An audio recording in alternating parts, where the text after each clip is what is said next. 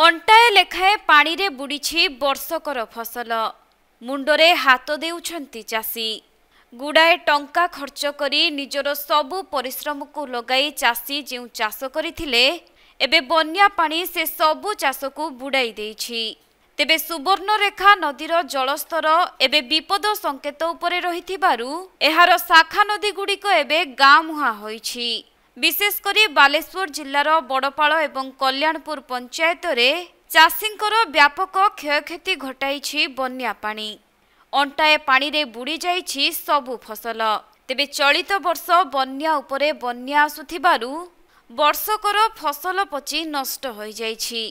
तेणु चाषी माने वर्ष जाक किपरि निजर परिवार चलाइबे से नै चिंतारे पड़िछंती।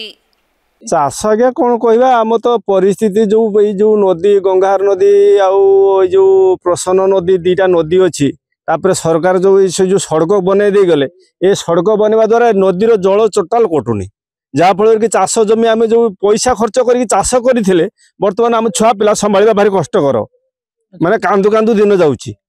आउ गोटे जिनस रोचे बन्या बन्या तो बन्या पर बन्या आसूची से सड़क जल पास कर पानी जहाँफल कि आम चाष जमी जो चाष पैसा खर्च कर जो चाष करते से बन्यार सब माने तली सब पचिगला जी रुई थे मूलिया मजूर तो 500 टंका नेखा तापर एक तो द्वितीय तो कथा जो खाइबा खर्च सार बिहन जो खर्च करते ए वर्ष माने गोटे सेर धान भी आम पाइबानी आपन को तो देखौले पुणी देखैबो आउ थरे जे सब पचि ऑलरेडी आ किछि नाही बिलरे आ एबे चाष करिवार परिस्थिति नाही कने बन्या वर्षा जो प्रकार आछी ये हबनी आउ किछि पुणी जाई कि से खरा दिन रे जहा हेले जाई जा करबा।